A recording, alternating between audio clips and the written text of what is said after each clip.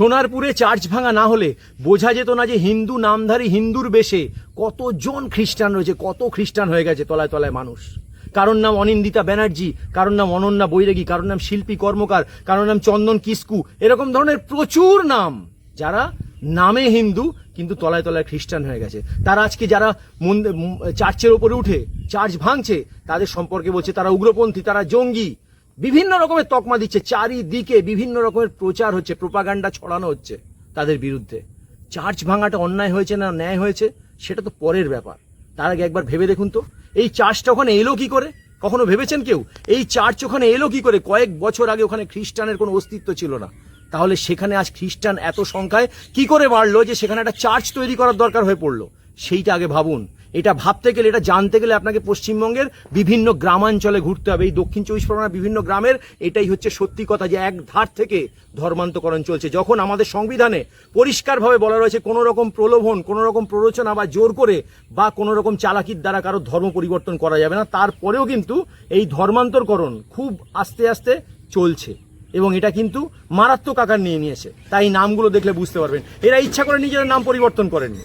এরা হিন্দু নাম ধরে হিন্দু সমাজের মধ্যে থেকে হিন্দুদের মধ্যে তাদের বিভিন্ন দুর্বলতাকে কাজে লাগিয়ে তাদেরকে প্রলোভন দেখিয়ে ধর্মান্তরকরণ করছে, ধর্ম পরিবর্তন করাচ্ছে ইচ্ছা করে। একবার স্বামীজি বলেছিলেন কোনো এক সময় যে কোনো একজন ব্যক্তি যদি ধর্ম পরিবর্তন করে তার মানে এই নয় যে ধর্ম থেকে একজন কমে যাওয়া, বরং একজন ধর্মের শত্রু বৃদ্ধি পাওয়া। সত্যি তাই, তার কথা যে কতখানি সত্যি সেটা আজকে ভীষণভাবে উপলব্ধি করতে পারছি এবং পারছে গ্রাম বাংলার মানুষ, হিন্দুরা পাচ্ছে।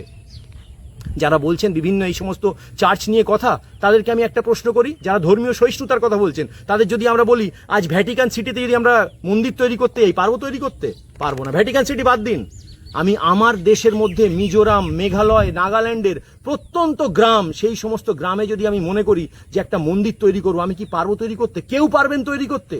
পারবেন না। কারণ তখন বুঝতে পারবেন যে ওই এলাকার মধ্যে সেই সমস্ত খ্রিস্টান মিশনারিদের দাপট কতটুকু আছে, তারা কিভাবে একের পর এক ধর্মান্তরকরণ করে যাচ্ছে এবং কিভাবে একটা সমাজকে সেট করে রেখেছে যাতে সেখানে অন্য ধর্মের প্রবেশাধিকার নিষিদ্ধ হয়। এই জায়গা চলে আসছে। তাই সুতরাং যারা এরকম করেছেন তাদের উদ্দেশ্যে বলবো তারা সমাজের কাজ করেছেন, তারা সমাজের কোনো অপরাধী নয়, বরং তারা ঠিক কাজ করেছেন। তারা সেখানে গিয়ে প্রতিবাদ করেছেন। এই প্রতিবাদটা করার ভীষণ প্রয়োজন ছিল। এই ধর্ম কি করে প্রচার হয় জানেন? এই ধর্ম প্রত্যেকটা গ্রামাঞ্চলের মধ্যে বিভিন্ন মানুষ আছে যারা নিজেরা ধর্ম পরিবর্তন করেছে, তারা সেখানে ঘোরে, বিভিন্ন বাড়িতে ঘোরে। কখনো ভেবে দেখেছে এই ধর্মগুলো শুধুমাত্র ওই নিম্ন মধ্যবিত্ত প্রান্তিক মানুষদের এলাকাতেই কেন প্রচার হয়? কেন মধ্যবিত্ত উচ্চবিত্তদের বাড়িতে এরা ধর্ম প্রচার করতে যায় না? খ্রিস্ট ধর্মের প্রচার করতে তো এরা যায় না। তার কারণ ওই প্রান্তিক মানুষকে, একটা খেটে খাওয়া মানুষ, একটা গরিব মানুষ, একটা মূর্খ মানুষকে বোঝানো খুব সহজ। ধর্মের ব্যাপারে বিভিন্নভাবে তাকে ভয় দেখানো, ভগবানের ভয় দেখানো খুব সহজ। তার একটা গ্রামে যান, সেই গ্রামে গিয়ে বলেন যে যিশুও তো ভগবান, তাই আপনাদের ওই ঠাকুরের স্থানে যিশুকে রাখুন, শ্রীকৃষ্ণ ভগবান, শ্রীকৃষ্ণের পাশে যিশুকে রাখুন, সবাই তো ভগবান, সবার পুজো করুন। আমরা সেকুলার হিন্দুরা, আমরা লিবারাল হিন্দুরা আমরা কি করি? সেখানে সমস্ত ঠাকুর আমাদের কাছে সমান, আমরা যিশুকে রেখে পুজো করি। গ্রাম বাংলা এটাই হয়, যিশুকে রেখে সেখানে পুজো করা হয় ওই সিংহাসনে। এরপর 1-2 মাস পরে তাদের দ্বিতীয় ধাপ আসে, যখন তারা বলেন সামনের মাসে প্রভু যিশু তোমার ওপরে আরো বেশি কৃপা করতে চলেছেন, প্রচুর কৃপা হবে তোমার ওপরে, তোমার প্রচুর উন্নতি হবে। এর জন্য তোমায় একটাই কাজ করতে হবে, অন্য দেবতার সঙ্গে যিশুর পুজো করলে চলবে না, শুধু যিশুকে পুজো করতে হবে 1 মাস। ওই সিংহাসন থেকে অন্য দেবতারা বিদায় নেন, অন্য দেবতার মূর্তি বিদায় নেয়, সেখানে শুধু বিরাজমান হয় শুধু যিশু আর মেরি। এই অবস্থা হয়। তারপরে সময় বুঝে, তার অবস্থা বুঝে, তার সামাজিক পরিস্থিতি বুঝে তাকে বিভিন্ন রকমের প্রলোভন দেওয়া হয়। সেটা চাল, ডাল, তেল, নুন, চাকরি, শিক্ষা, সমস্ত কিছুর প্রলোভন দিয়ে একসময় তার ধর্ম পরিবর্তন করানো হয় এবং ধর্ম পরিবর্তন করানোর পরে তাকে আবার এই ধর্মের প্রচারের কাজেই লাগানো হয় আরেকটি হিন্দু এলাকায় তার আত্মীয় স্বজনের মধ্যে। এইভাবেই এই প্রচার চলে আসছে।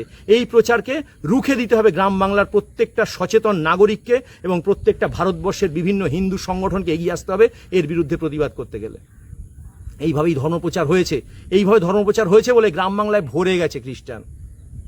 এর বিরুদ্ধে আসুন প্রতিবাদ গড়ে তুলি। যারা প্রতিবাদ করেছে আমি এরকমও দেখেছি ধর্মপ্রচার, এই পাঞ্জাবের ধর্মপ্রচারে প্রচুর ভিডিও চারিদিকে ভাইরাল হয়েছে, যেখানে দেখা যাচ্ছে খুব হাস্যকর বিষয়, আমাদের কাছে হাস্যকর, গ্রাম বাংলায় কিন্তু হাস্যকর নয়। সেখানে ভিডিও দেখানো হচ্ছে যে একজন মেয়ে, সে নাকি সারা জীবন মানে 18 বছর 19 বছর ধরে সে চলাফেরা করতে পারে না, সে একটা হুইল চেয়ারের মধ্যে বসে বসে এগোচ্ছে এবং সেই হুইল চেয়ারে বসে এগিয়ে আসছে।